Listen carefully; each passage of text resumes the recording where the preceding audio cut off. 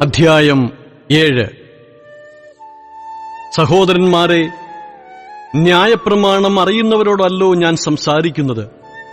മനുഷ്യൻ ജീവനോടിരിക്കും കാലത്തൊക്കെയും ന്യായപ്രമാണത്തിന് അവന്റെ മേൽ അധികാരമുണ്ട് എന്ന് നിങ്ങൾ അറിയുന്നില്ലയോ?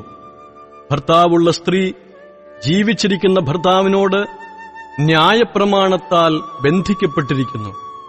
ഭർത്താവ് മരിച്ചാൽ അവൾ ഭർതൃന്യായപ്രമാണത്തിൽ നിന്ന് ഒഴിവുള്ളവളായി. ഭർത്താവ് ജീവിച്ചിരിക്കുമ്പോൾ അവൾ വേറെ പുരുഷനായാൽ വ്യഭിചാരിണി എന്ന് പേർ വരും. ഭർത്താവ് മരിച്ചുവെങ്കിലോ അവൾ വേറെ പുരുഷനായാൽ വ്യഭിചാരിണി എന്ന് വരാതവണ്ണം ന്യായപ്രമാണത്തിൽ നിന്ന് സ്വതന്ത്രയാകുന്നു. അതുകൊണ്ട് സഹോദരന്മാരെ, നാം ദൈവത്തിന് ഫലം കായ്ക്കുമാറ് മരിച്ചിട്ടുയർത്തെഴുന്നേറ്റവനായ വേറൊരുവനാകേണ്ടതിന് നിങ്ങളും ക്രിസ്തുവിന്റെ ശരീരം മുഖാന്തരം ന്യായപ്രമാണ സംബന്ധമായി മരിച്ചിരിക്കുന്നു. നാം ജഡത്തിലായിരുന്നപ്പോൾ ന്യായപ്രമാണത്താൽ ഉളവായ പാപരാഗങ്ങൾ മരണത്തിന് ഫലം കായ്ക്കത്തക്കവണ്ണം നമ്മുടെ അവയവങ്ങളിൽ വ്യാപരിച്ചു പോന്നു. ഇപ്പോഴോ നമ്മെ പിടിച്ചടക്കിയിരുന്ന ന്യായപ്രമാണം സംബന്ധിച്ച് മരിച്ചിരിക്കൊണ്ട് അക്ഷരത്തിന്റെ പഴക്കത്തിലല്ല, ആത്മാവിന്റെ പുതുക്കത്തിൽ തന്നെ സേവിക്കേണ്ടതിന് നാം ന്യായപ്രമാണത്തിൽ നിന്ന് ഒഴിവുള്ളവരായിരിക്കുന്നു. ആകയാൽ നാം എന്തു പറയേണ്ടു? ന്യായപ്രമാണം പാപമെന്നോ? ഒരു നാളും അരുത്. എങ്കിലും ന്യായപ്രമാണത്താൽ അല്ലാതെ ഞാൻ പാപത്തെ അറിഞ്ഞില്ല. മോഹിക്കരുത് എന്ന് ന്യായപ്രമാണം പറയാതിരുന്നെങ്കിൽ ഞാൻ മോഹത്തെ അറിയുകയില്ലായിരുന്നു. പാപമോ അവസരം ലഭിച്ചിട്ട് കൽപ്പനയാൽ എന്നിൽ സകലവിധ മോഹത്തെയും ജനിപ്പിച്ചു. ന്യായപ്രമാണം കൂടാതെ പാപം നിർജീവമാകുന്നു. ഞാൻ ഒരു കാലത്ത് ന്യായപ്രമാണം കൂടാതെ ജീവിച്ചിരുന്നു. എന്നാൽ കൽപ്പന വന്നപ്പോൾ പാപം വീണ്ടും ജീവിക്കുകയും ഞാൻ മരിക്കുകയും ചെയ്തു. ഇങ്ങനെ ജീവനായി ലഭിച്ചിരുന്ന കൽപ്പന എനിക്ക് മരണഹേതുവായി തീർന്നു എന്ന് ഞാൻ കണ്ടു. പാപം അവസരം ലഭിച്ചിട്ട് കൽപ്പനയാൽ എന്നെ ചതിക്കുകയും കൊല്ലുകയും ചെയ്തു. ആകയാൽ ന്യായപ്രമാണം വിശുദ്ധം, കൽപ്പന വിശുദ്ധവും ന്യായവും നല്ലതും തന്നെ.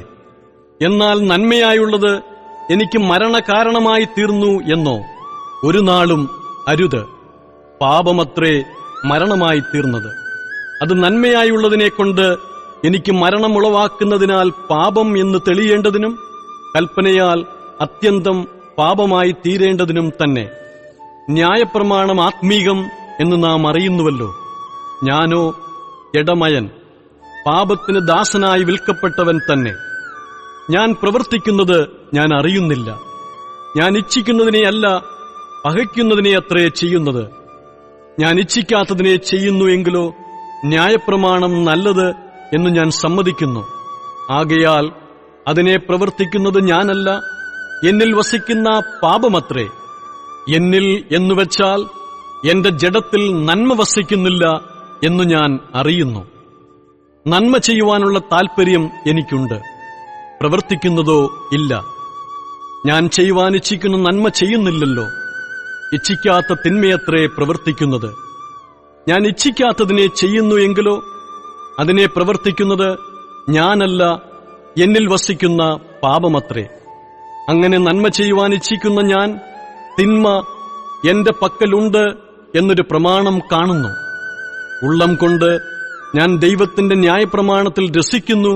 എങ്കിലും എന്റെ ബുദ്ധിയുടെ പ്രമാണത്തോട് പോരാടുന്ന വേറൊരു പ്രമാണം ഞാൻ എന്റെ അവയവങ്ങളിൽ കാണുന്നു. അതെന്റെ അവയവങ്ങളിലുള്ള പാപപ്രമാണത്തിന് എന്നെ ബദ്ധനാക്കി കളയുന്നു. അയ്യോ, ഞാൻ അരിഷ്ട മനുഷ്യൻ! ഈ മരണത്തിന് അധീനമായ ശരീരത്തിൽ നിന്ന് എന്നെ ആർ വിടുവിക്കും? നമ്മുടെ കർത്താവായ യേശുക്രിസ്തു മുഖാന്തരം ഞാൻ ദൈവത്തിന് സ്തോത്രം ചെയ്യുന്നു. ഇങ്ങനെ ഞാൻ തന്നെ ബുദ്ധി കൊണ്ട് ദൈവത്തിന്റെ പ്രമാണത്തെയും ജഡം കൊണ്ട് പാപത്തിന്റെ പ്രമാണത്തെയും സേവിക്കുന്നു.